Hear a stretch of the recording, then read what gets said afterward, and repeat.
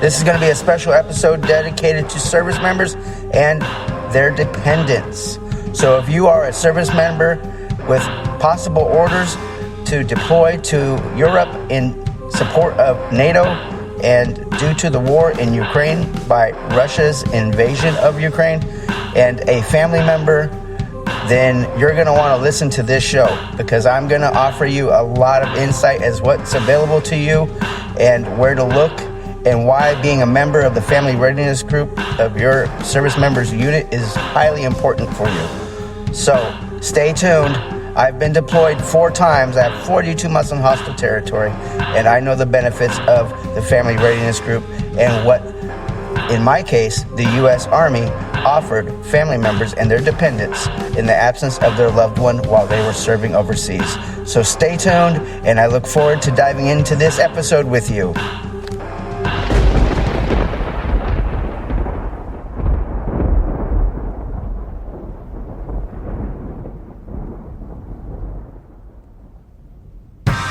Proficient Protection Agency is based out of Alameda, California. If you have security service needs, Proficient Protection Agency can provide armed and unarmed security services. They service Northern California Bay Area, and you can find them at www.ppasecurity.com.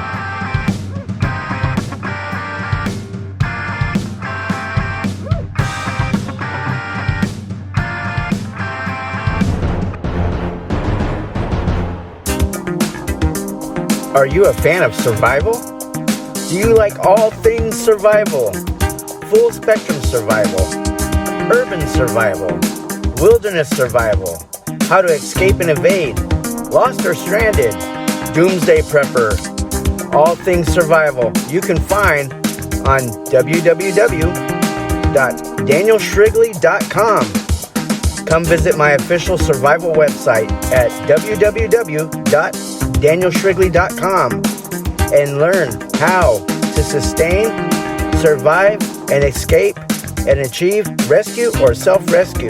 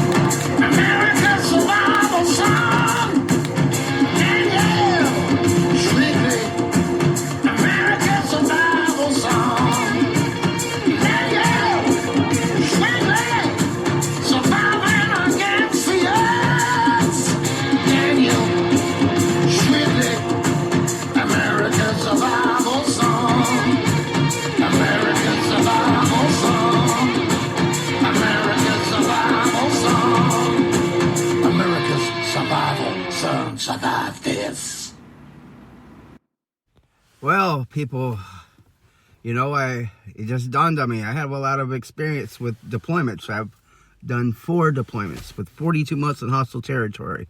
And I know perfectly well how the Family Readiness Group, so my experience relates to the United States Army active duty component, the regular Army, not National Guard. And I never deployed with the Army Reserve, so it's going to be active duty. But I'm pretty sure that each branch has very similar programs for service members and their dependents. So I'm going to dive in to this conversation, okay?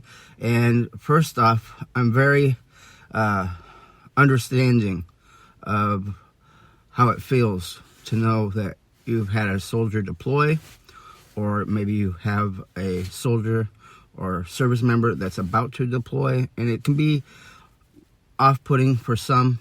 It can be exciting for others that are really gung-ho. So, everybody handles things differently. And, but really, in the Army, which is my experience, we understand that it's always hardest on the dependent. And so the Army, which is, I have to keep referring back to the Army, although I know that there's listeners from other branches of service, but I promise you each branch has very similar programs, and you can generalize almost everything I'm going to say, and it's going to practically apply to each branch. And you just have to know where to ask and who to ask, and kind of, if you're in the Navy, you know, you're going to have to kind of translate what I say over to what the Navy offers. And everything's a Google search away nowadays. And you can always call the post or the base where your loved one is assigned if you need information.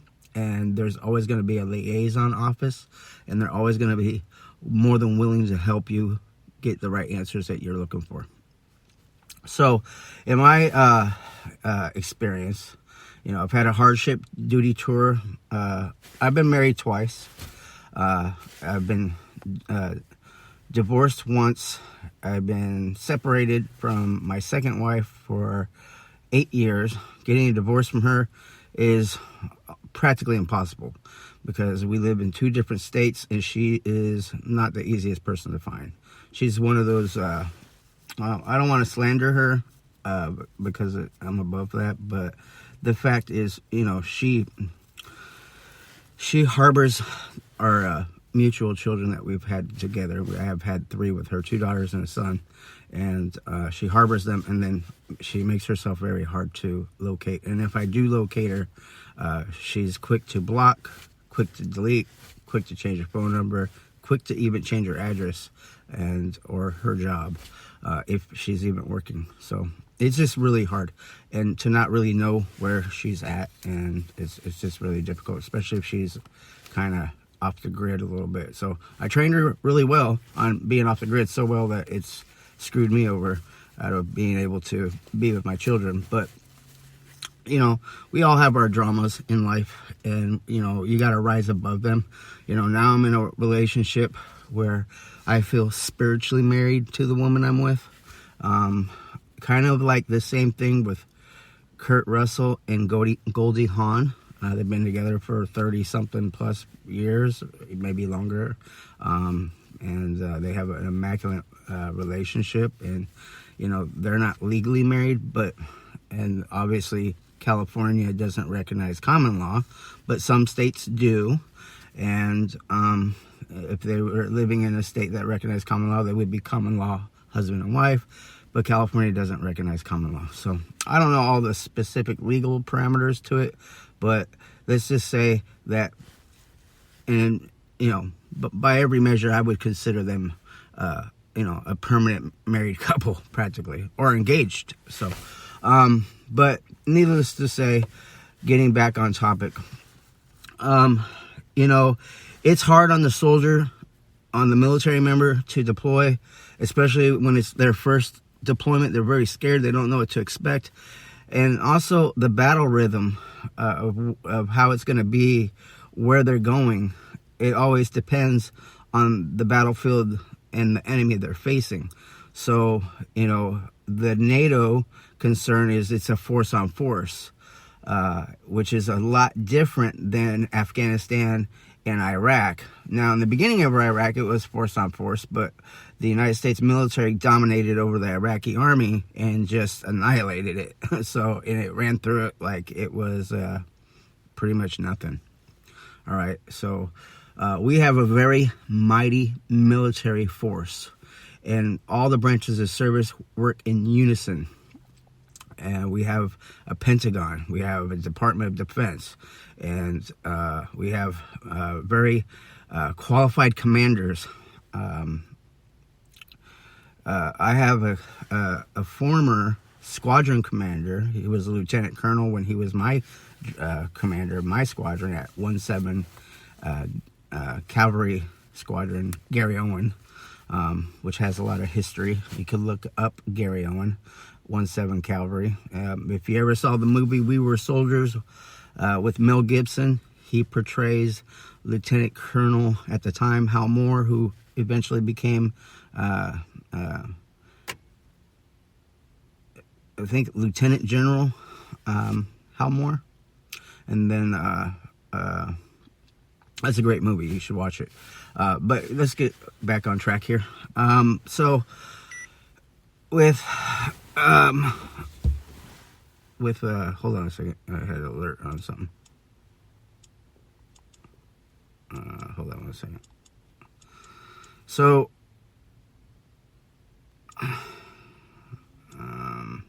one second. So that being said, I apologize for that. I got a message. So the Family Readiness Group, for example, for the Army, it is overwatched by the Army itself, by representatives of the chain of command. So it's given assistance by the chain of command. And the Family Readiness Group exists at the lowest command level. So if your significant other is in a company or a troop, if it was in the Army, then at that level, they would have a Family Readiness Group, who the commander sponsors that group. And that group is built up of dependents. So it could be wives, it could even be husbands. And it also could be a mom or a dad. It's usually going to be your immediate family member. So immediate family member is not necessarily extended family, but it could include extended family, especially if that's all that service member has. So sometimes some people have a grandmother that raised them, or a father or a grandfather that raised them, or an uncle or an aunt. So it can be whoever raised that person too. So it could also just be who the service member delegates.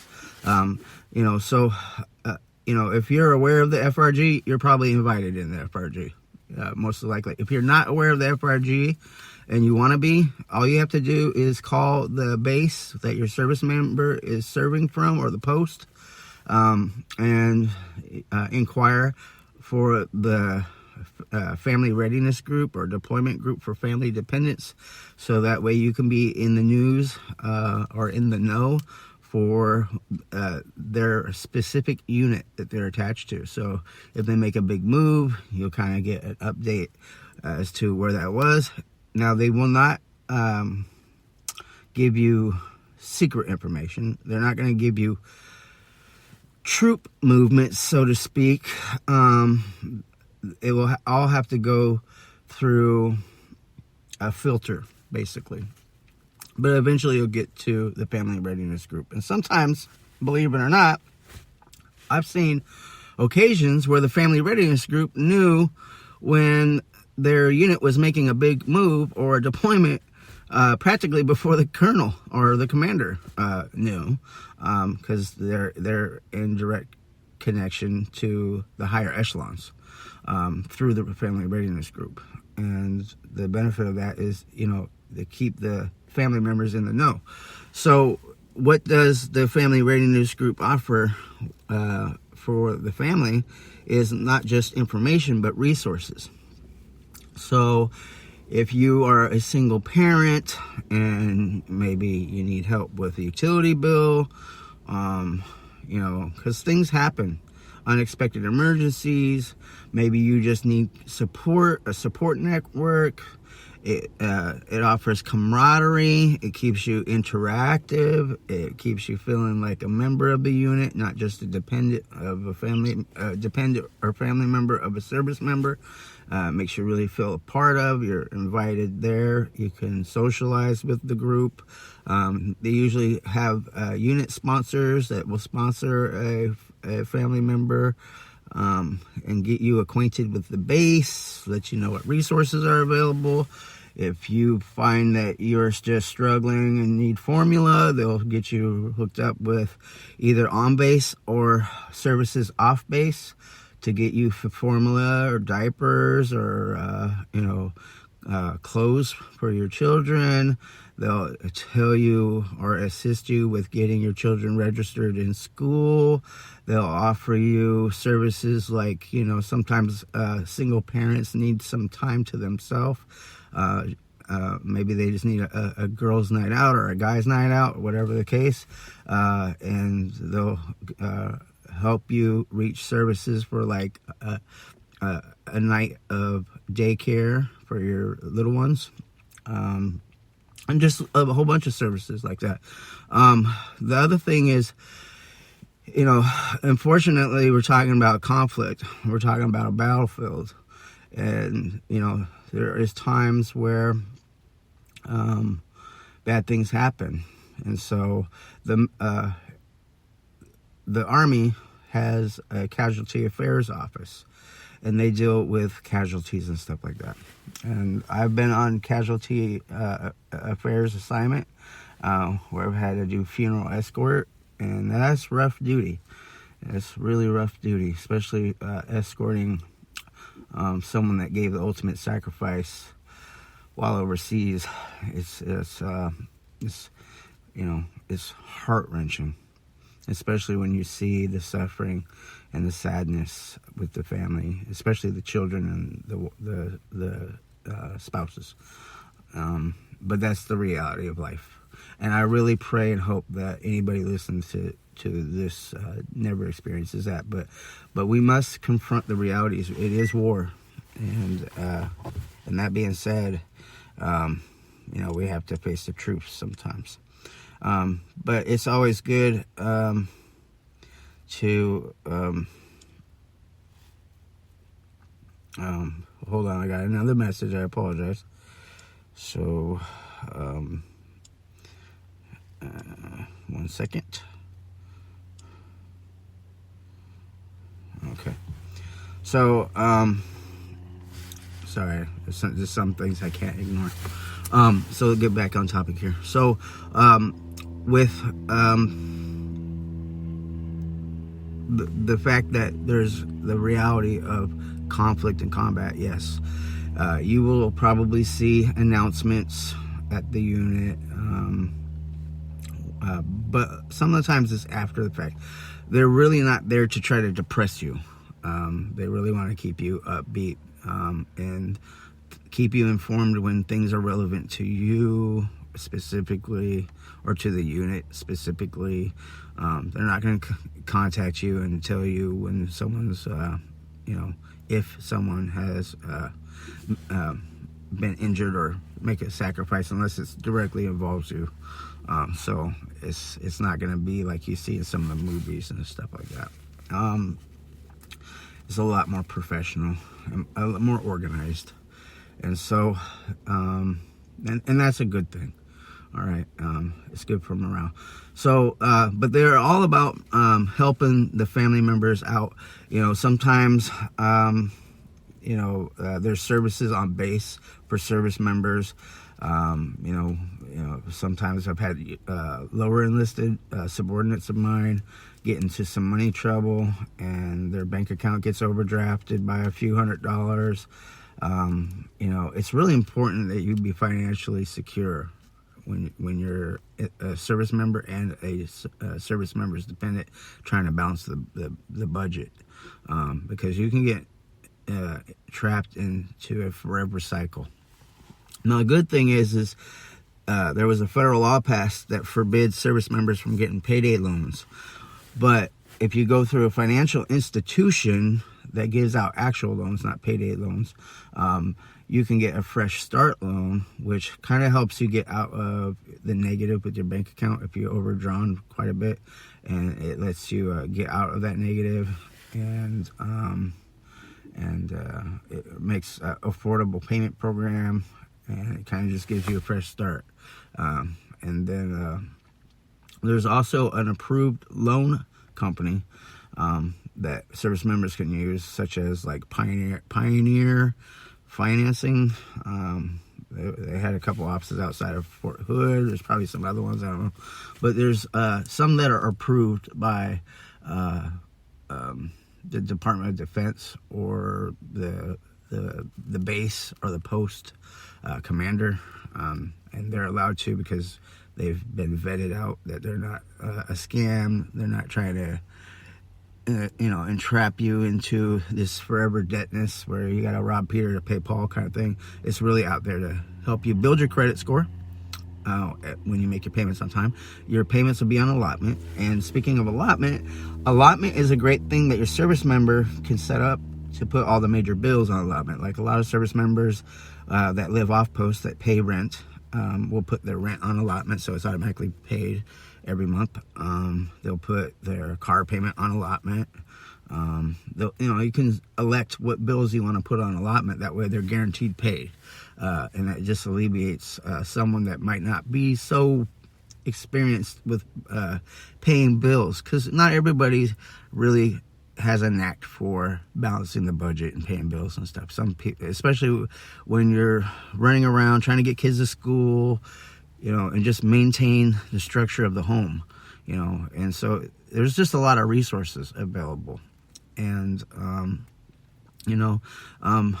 it's important to try to get involved with the FRG when it's offered to you.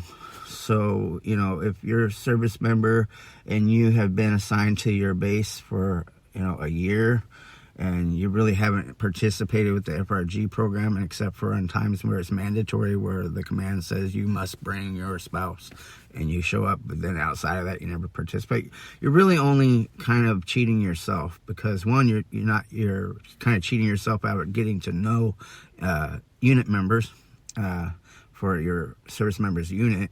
And if you're a service member with a dependent and you're not taking or encouraging your spouse to go to these FRG meetings, you're really not doing them the greatest service. You're doing them a little bit of a disservice, because you should want them to be involved with that, because it keeps them educated on what's going on with the Army as a whole, or the branch of service that you're in as a whole, and the unit that you're in as a whole.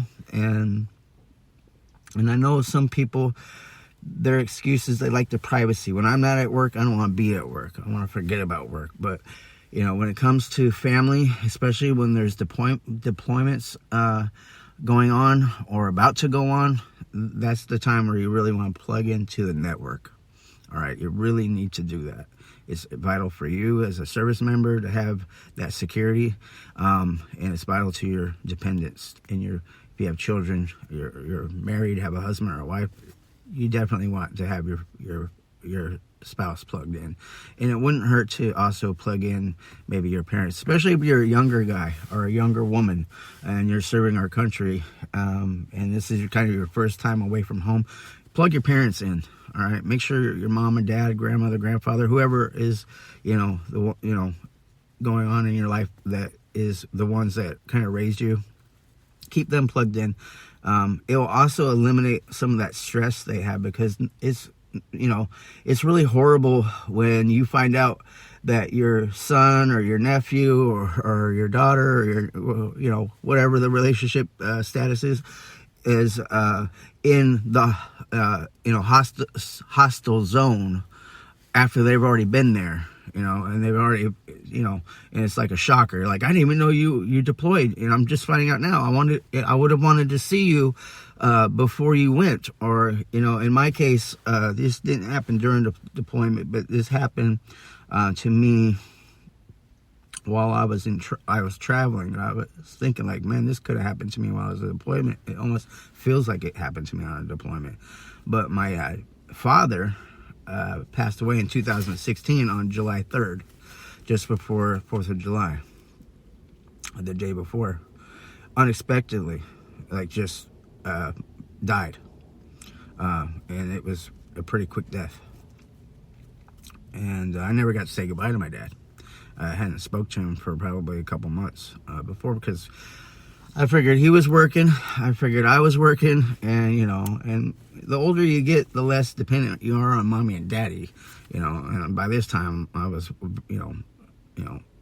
pretty much in my, I would say in my 40s by now. I'm now 49 years old.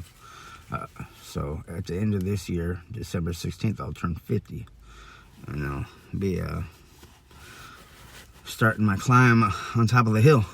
So, but anyway, I didn't get to say goodbye, so I wouldn't want that to happen to your family member, unfortunately. You to be deployed and something bad happened to you, without them even knowing you deployed. So let your family know if you're going to deploy. Don't hide it from them. Let them know. It's better to let them know so they can kind of warm up to it than find out after the fact and then start calling around, complaining, and just seeming out of the loop. It's not going to make your chain of command look good. And the chain of command really doesn't want that, unless you are in a rapid deployment unit and you are given strict orders to maintain OPSEC, and you're told not to. That's a different story. But if it's a public deployment, everybody knows that unit's going. It's different. Okay, so you really need to always, if you're a service member, always maintain your OPSEC. Do not get on social media and start posting your deployment dates and times, all right? Because the enemy is watching, and you will violate OPSEC. You'll probably violate general orders as well. And you'll know because you will be told in formation format what you can and can't talk about, or you'll get a counseling about it, which might be a written counseling. So, or at least at a minimum, a verbal counseling about maintaining OPSEC. Family members, remember, your service member must maintain operation security, which is OPSEC. So there's certain things they cannot talk to you about on the landline unless it's a secret, secure phone line, and chances are your service member might not just have that readily available. So, don't get your feelings hurt if you ask questions that they can't answer. All right, because it could be classified. It could be classified as confidential, something they might not want to say over the phone line. It could be something that involves HEPA. It could be, which is medical. It could be something that involves, security. It could be top secret or secret. Top secret, that's really going to be your special forces, spec ops kind of guys. But there is secret at the unit level. And those are things that your service member just cannot divulge. And you really shouldn't be asking questions like that. And they should be telling you, I can't talk about that, or denying it. Plausible deniability. Whatever they're told, that's what they should be doing. But you need to understand that could be a possibility. They're not going to sit here and get on the phone and start talking about, I blew up this tank and all that stuff, telling war stories over the phone, because the enemy could be listening. The phone lines can get hacked. Nothing is 100% secure nowadays, and you know that because you see major corporations getting hacked, and it's just the reality of life. Okay, so Operation Security OPSEC is real important. It protects the soldier on the battlefield. It protects the families at home, and if you have, and it's not just the enemy abroad. All right, there's enemies here. Okay, so for instance, there could be a sleeper cell somewhere here, and you're over here on social media giving out information. Well, that person could friend you and start trying to get information and relaying it back there. Or they could not like you because of what your service member represent or what you represent, and decide to make you a target. Okay, and they can find you. All they need to do is just do a little homework and they can dig up information on you. It's pretty easy, especially if you're using your real name on the social media sites. So just kind of remember that. So OPSEC applies not only to service members, it can also be applying to dependents. So remember that. Service members that are deploying for the first time, it can be very scary, right? Now, if you've already deployed, you know what I'm talking about, all right? And it doesn't matter how many times you have deployed. You do get a little more numb as you deploy more often, but you're still scared. Fear is a natural thing. Fear is your friend. And it's how you manage your fear. You can actually turn it into an asset.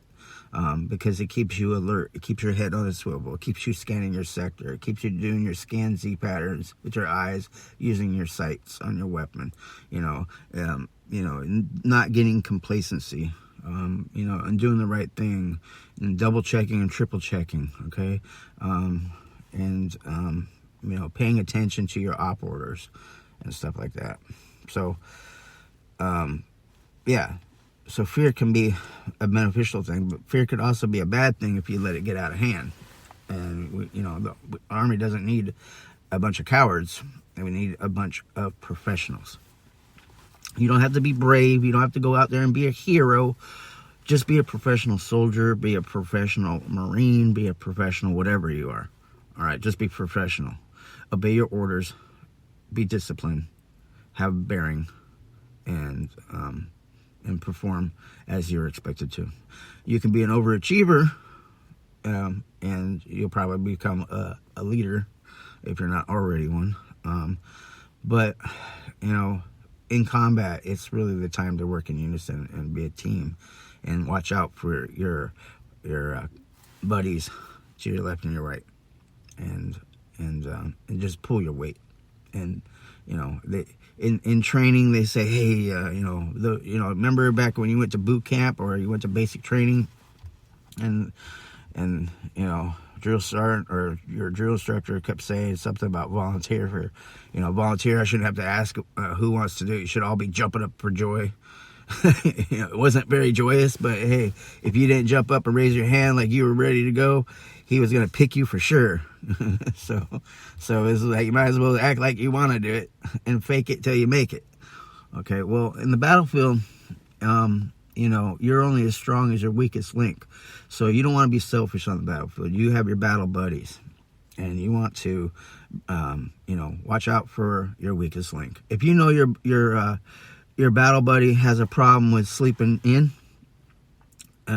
or falling asleep on guard duty, be a battle buddy and go make sure they're awake on time. Be a battle buddy and just say, hey, I just came to see how you doing. I know you get sleepy and stuff. I know you have, their discipline might not be as high as yours.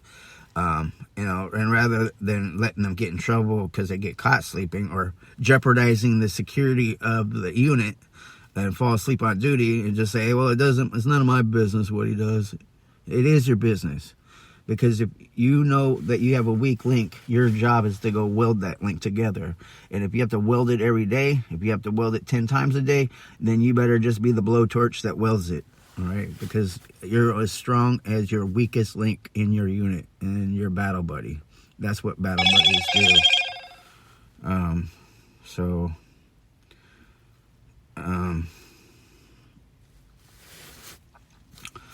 Yeah. I'm getting messages. I'm important.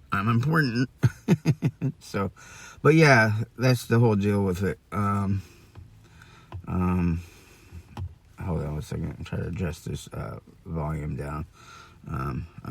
When you have multiple phones, you forget about one phone because you get distracted with it. So anyway, and sometimes there are just some things you can't turn off because you answer to other people, and so that's the facts of life. But I can turn the ringer down and be courteous to my listeners, but I can't turn the phone off. I have to monitor it for now. There's some things going on. I have a friend that's dealing with some stuff, and trying to keep me in the loop. And then I have some professional stuff going on, work-related stuff. So, but back to the topic at hand. So, be the battle buddy. And the better battle buddy you are, that's great. Because being a leader involves teamwork and being motivated. Okay? But sometimes people, that term, fake it till you make it, that works when you're in the suck. All right, that does. It kind of works when you're in the suck. Just fake it till you make it. But, but if you're always that way, you're going to be miserable. And you don't want to be miserable. You need to adopt a better way. And sometimes the best way is to change your focus. Don't look to do the littlest you can just to keep out of the eyesight of your NCO or your lieutenant or your captain or commander or whoever's you're worried about watching you. Try to change it and do the most you can. And one of the greatest things you can do is educate yourself at your job description, your MOS. your military occupational specialty. That's what you need to do, and be the best you can at it. And sometimes people blossom in different times. I blossomed later. I didn't blossom early in my military career. I blossomed later. And I'm probably sure a lot of people hated me when I was in the Army, when I was younger, because I didn't blossom as fast as they did. Because I wasn't really taking things as serious in the very beginning. It was, I wasn't sure that this was going to be a lifetime career decision for me. I was kind of just taking it one enlistment at a time, and it made some people, feel like I didn't want to be there. And sometimes I didn't want to be there, and so we all have ups and downs in our careers, and the military is no different. Law enforcement is no different. Security is no different. Medicine is no different. Every career has those ups and downs. And that's the benefit of, and a motivation as to why some people want to be entrepreneurs and own their own business, because they are much happier working for themselves. They're not really good at being told what to do. I'm not really good at being told what to do because I hate being told what to do. But when I put myself in the position that I have to do what I'm told, then I honor it because I put myself in that position, and it's called being professional about it. Okay, and doing what's best. Otherwise, carry on and let someone that wants to be there be there. All right, but we all grow in the different times, and so Uncle Shrigley here says it's better to blossom sooner than later. All right, and the best way you can blossom is go read the field manual. Become, where you might not have been an expert at your machine gun, go learn everything about it, memorize it, and do it without telling. So there's a secret to impressing people. All right, when you're in the middle of learning something and trying to know as much about it, put your whole heart in it. Make it your hobby, and just be like, I want to know everything about this. Commit it to memory. And do flashcards, jog your memory, all right? And read the manual about it. Watch videos about it, all right? Or do whatever you have to. Ask a lot of questions, all right? Mess around and do dry fire. Do functions checks on it. Take it apart, put it back together. See how fast you could take it apart, put it back together. If it's something that you have to calibrate, be proficient at calibrating it. If it's the 50 cal machine gun and you need to learn how to do headspace and timing, then do headspace and timing until you get it down to where it always fires. All right. But be the best at what you can be, especially in your MOS. It'll give all your comrades and all your battle buddies a warm and fuzzy feeling in their stomach that they're with someone that's proficient, okay, rather than deficient. Okay. Now, if you're a service member and you're deploying or deployed and you have access to being able to call home, call home. Don't leave your loved one guessing and only call home once a month. All right. They're not used to you being gone, especially in the beginning. All right. And they don't know what's going on a lot of times. And and the only time they really find out what's really going on is when they get to talk to you, as long as it doesn't violate OPSEC. So, if you have a loved one that's at home, make the time to go to the call center and call. Or at least get on the internet and send them a message and communicate back home. Ask them how they're doing. Don't always just tell them what you're doing. Ask them about them, all right? Because I'll tell you what, if you're deployed or about to deploy, remember this. It really is harder on your dependents emotionally that you're gone. And there's a lot of reasons. If you're married and you have a young wife, for example, maybe you're 25 and you just got married and your wife is 20, 21, and you guys have now 2 kids together. All right. And usually she's used to you at least being around in the evening times to help, so she can go do self-care, meaning having some space to herself. She's been with the kids all day. All right, you come home and naturally your kids see you. They're excited to see you. They jump on your lap, spend some time with you. That gives her a chance to slip off and do some laundry for herself, and not just the kids, and not just you. May give her time to go to the gym and work out, come home, take a shower, and just have her self time. But all of a sudden you deploy, and now she's basically, full-time attached to the kids, and now there's a lot of things she can't go do that she's used to doing. So she loses basically in kind of a reflection, her own little freedoms. And this could apply to men that are male dependents. You have a wife that's deploying, and maybe you're a civilian and you're just a military dependent yourself, and you have kids together. Same thing applies to the men. Men have times where they need to do things for themselves. Everybody needs some me time, but when you have half of the family unit is gone from the hierarchy in the household, and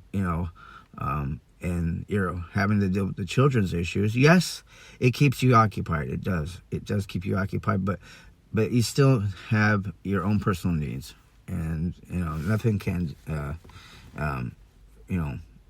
replace the feeling of taking care of your children naturally. But it does mean that, where you're filling in one spot, something might be lacking somewhere else, and I'm going to give an example. When I went on a combat deployment, there was 3 children in the house. 2 of them were really young, the 2 girls, and the other one was my stepson, and he was just, he was a little bit older. Probably not as difficult, but the girls were really a hands-on bunch. and so when I got home from deployment, this is what I came home to, and I had to kind of confront this without losing my head about it. I was upset though, but I had to maintain my cool and just not ruin the redeployment, kind of what they called the honeymoon. And just, it's not about me at this time, no matter what I see when I get back.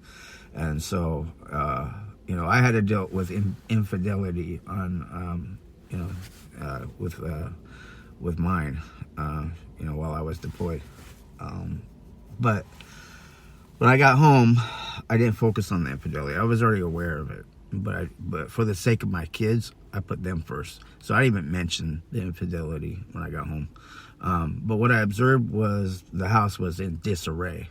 The housekeeping seemed to have stopped, and it had stopped for quite a while. And it's possible that my kid's mom probably developed some depression.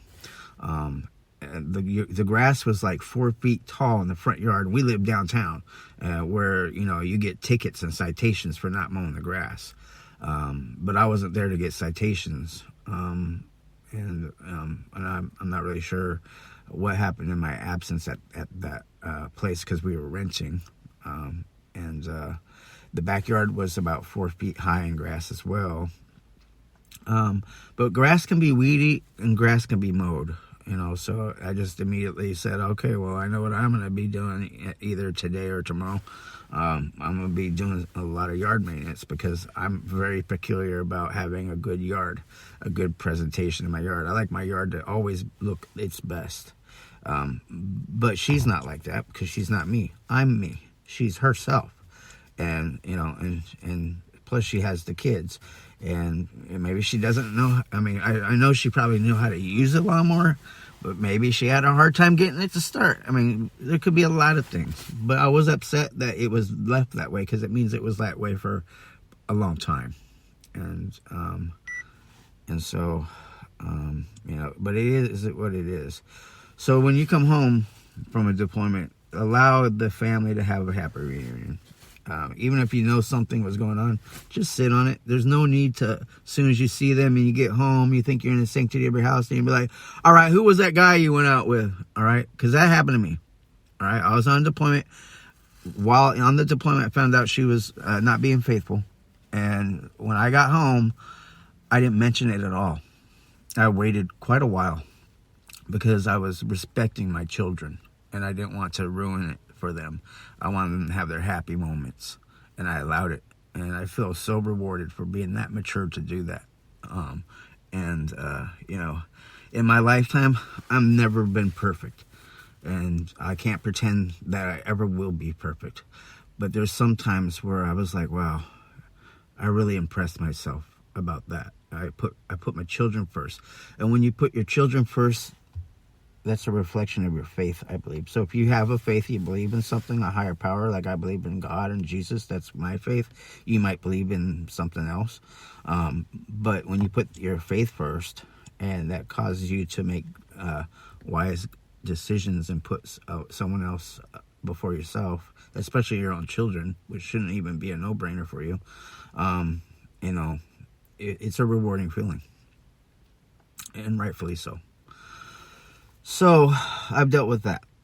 So, and I can relate with those that have experienced that, and maybe that you will. And I hope you don't. I really don't, because it hurts. It's a hurtful thing. But life goes on. I can tell you that much. Life goes on. You get over it. You find someone new and better that matches, or some, you know, in my case, I went on, I moved on. I found somebody at the time was better.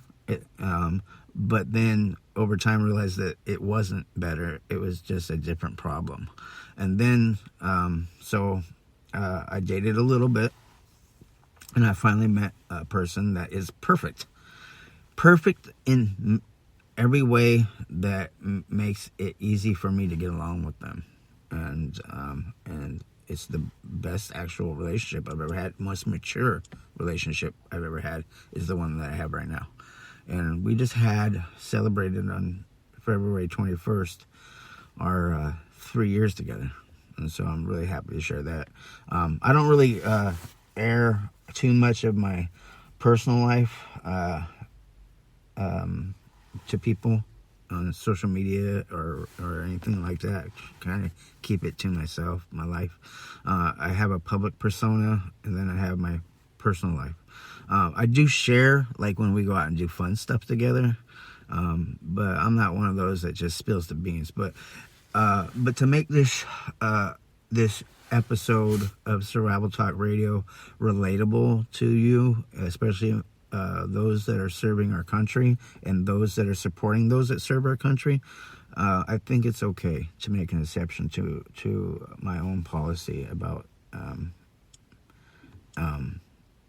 what I'm willing to do and not willing to do. So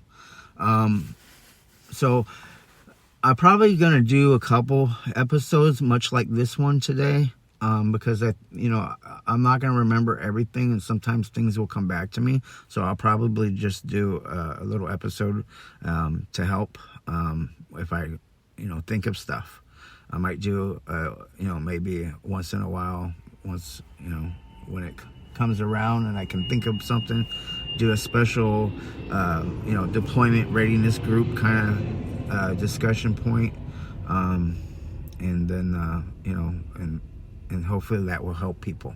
All right, but support your family member when they're deployed. Support them the best you can. Right now things are got to get settled first. If they're just deploying and they haven't been there yet, there's some things that need to get put in order.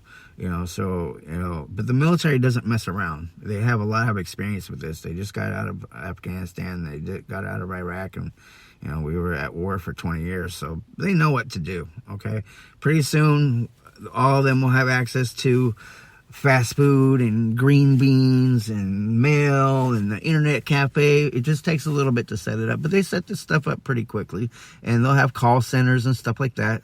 And then, like, when I was in, where was I? When I was in Iraq, I had an Iraqi cell phone, and I had a phone, and I could call anytime I wanted. So there'll be things. There'll be things. You never know. Your service member might be taking their cell phone with them because they're going to Europe, and they might actually be able to call home on it. Who knows? Okay, but just be patient.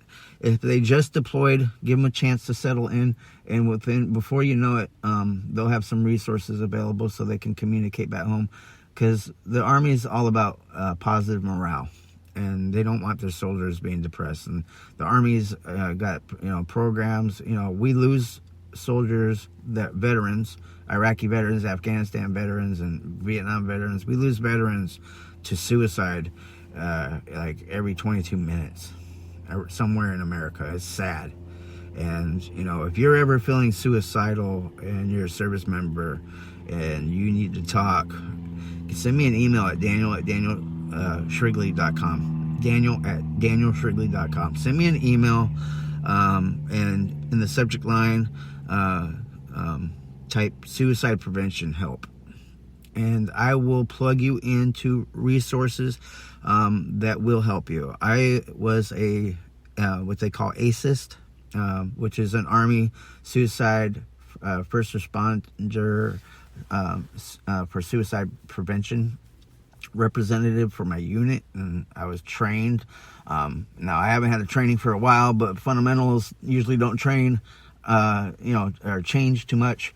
So I'm pretty sure that fundamentally the ideas and concepts are the same. We don't want you to hurt yourself. There's light at the end of the tunnel. Even though you don't see it, there's light there, I promise you. And we'll just get you plugged into resources. It takes a weak man to hide a problem. It takes a brave man or a woman to ask for help. It does, okay? But there's a lot of people pulling for you. There's a lot of people you don't even know that they care about you, but they actually do, even though you haven't met them yet. All right? And you've done so much to sacrifice for our country, just going through training, getting ready for deployment, and then while on a deployment, maybe you joined the military, trained, deployed, returned, and then decided you served your sentence, or your contract. Not your sentence, but your contract. I don't know why I said sentence. But you served your contract, and you decided to get out, and then after the fact, you kind of just feel like, life wasn't going right for you. Maybe the civilian life is a little harder for you. So, and you need to ask for help, and someone to point you in the right direction. There's so many programs out there for veterans. You can easily get on Google and type in, veteran suicide helpline. Okay. There's so many programs out there for you. But ask for help. Ask for help from anybody. All right. It doesn't have to be just asking for help from a veteran. You can ask for help from your friend at work. You can ask for help from your family member. You can walk up to a police officer and say, hey, look, I'm not feeling too good about myself. I'm having bad thoughts. I think I need help. Can you help me? They're not going to treat you like a criminal. They're going to be like, yeah, I will be more than happy to help you. But I would actually prefer you, instead of going to the police department, going into a hospital emergency room and just check yourself in. Say, hey, look, I'm having bad thoughts. Think about hurting myself or hurting someone else. I think I needed to talk to someone. And the emergency room will take care of you. And you can self-check in. And, it's not going to a mental hospital, but they'll evaluate you. They'll get you to talk to someone. They have programs at every hospital. It's not you're not the first person. But, just remember, you're loved by a nation. And yeah, we know that there's some extremist progressives out there that don't care too much about you, just like they don't care about cops and stuff like that. And yeah, there's bad cops, but there's bad soldiers. There's bad Navy people. It's the military and law enforcement are just microcosms of society. They're just, where do you think they found the soldiers? From society. What's out in society? Criminal element. And sometimes not every criminal was caught committing a crime. They commit crimes, but they never got caught, so they're still running around committing crimes until they eventually get caught. And then they have a rap sheet. So not every criminal has a rap sheet. So the same applies to military members, same applies to law enforcement officers and firefighters and government employees and politicians and doctors and lawyers, because we're all creatures of habit. We have something in our flesh called, temptation. It's sin. We're all born of it, okay? And so remember, no one's perfect, but we should strive to be as perfect as we can. And I really encourage you to embrace your faith. I encourage you to ask for help when you need it. I encourage you, if you're a service member, don't be lazy. Become the best you can at your job. Always ask for help. Allow your leadership to mentor you. Be obedient. Follow your orders. Don't violate your orders or your general orders. And if you're a dependent or a family member, support your troops. Send care packages. Write letters. Nothing replaces a letter. I'll tell you what. I like getting emails. I like getting text messages. I like getting Facebook messages. But nothing beats a letter with a squirt of perfume on it. Or nothing beats a letter with some photos in it. And I know most people have camera phones and they don't take photos, but go print out a paper photo of you and the kids, if you have kids, or you and your best friend, or somebody that matters to you, the person forward deployed. And you can go to the pharmacy at Walgreens or CVS and go print out something off your phone and put it on paper, and then put that in the envelope. Spray it with some perfume or some cologne or, whatever. I don't know what your thing is, but send it to them in the mail. They'll get it, and trust me, they'll sniff that envelope 100 times. Because when they smell it, they smell you, because it's a perfume that they recognized you wearing, perhaps, or a cologne, or whatever, okay? But you get the point. Send them a letter once in a while. Don't just rely on digital stuff, because having something in your hand, being able to smell it, knowing that they took the time and they wrote it with their own hand, man, nothing beats that, okay? Sometimes old school is the best. All right. So anyways, I'm going to cut this short. I hope you all have a great evening, day, or morning, or work day or weekend whenever you listen to this. And I'm signing out. Take care.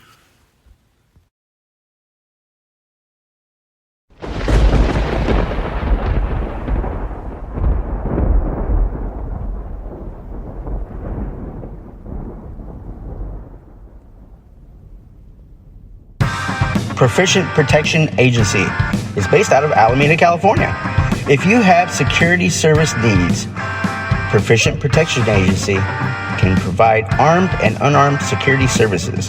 They service Northern California Bay Area, and you can find them at www.ppasecurity.com.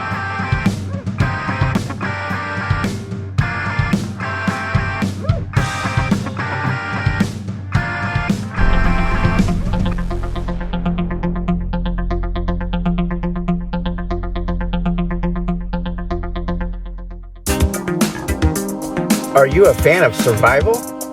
Do you like all things survival? Full spectrum survival, urban survival, wilderness survival, how to escape and evade, lost or stranded, doomsday prepper, all things survival. You can find on www.danielshrigley.com. Come visit my official survival website at www.danielshrigley.com and learn how to sustain, survive, and escape and achieve rescue or self-rescue.